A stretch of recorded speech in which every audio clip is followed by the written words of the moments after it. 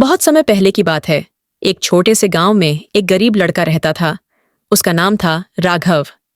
राघव का परिवार बहुत गरीब था, लेकिन उसके माता पिता ने उसे हमेशा सिखाया था कि ईमानदारी सबसे बड़ी पूंजी है। राघव रोज स्कूल जाता था और पढ़ाई में बहुत होशियार था। स्कूल के बाद वह गांव के बाजार में छोटे छोटे काम करके अपने परिवार की मदद करता था। एक दिन राघव स्कूल से लौट रहा था। रास्ते में उसे एक चमकता हुआ बटुआ पर्स मिला।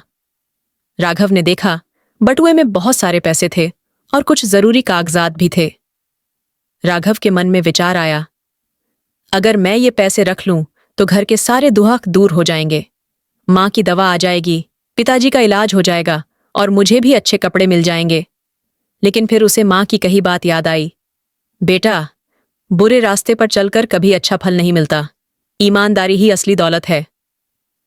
राघव ने ठान लिया कि वह बटुआ उसके असली मालिक को लौटाएगा। राघव ने बटुए में रखे कागज देखे।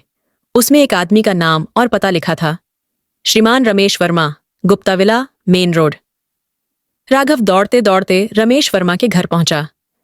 रमेश जी बहुत बड़े व्यापारी थे। घर बहुत बड़ा और आलीशान था। राघव दरवाजे पर खड़ा सोचने लगा, क्या मुझे अंदर जाना चाहिए? क्या वे मेरी बात सुनेंगे? लेकिन साहस करके उसने दरवाजा खटखटाया। रमेश जी ने दरवाजा खोला और राघव को देखा। राघव ने हाथ जोड़कर कहा, अंकल, ये बटुआ रास्ते में गिरा मिला था।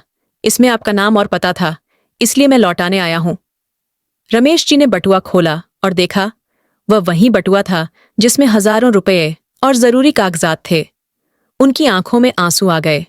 उन्होंने राघव से पूछा, बेटा, तुम इतने गरीब हो, फिर भी तुमने ये पैसे नहीं रखे, क्यों?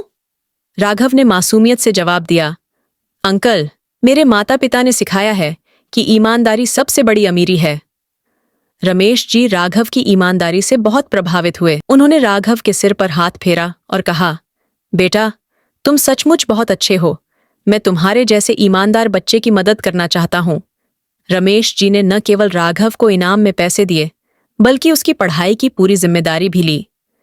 राघव की मां का इलाज करवाया और उसके पिता के लिए भी काम की व्यवस्था कर दी।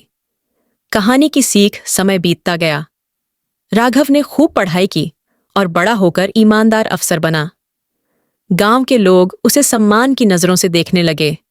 इस कहानी से हमें यह सीखने को मिलता है कि ईमानदारी का फल हमेशा मीठा होता है। भले ही रास्ता कठिन हो, लेकिन सच्चाई और ईमानदारी हमेशा जीतती है।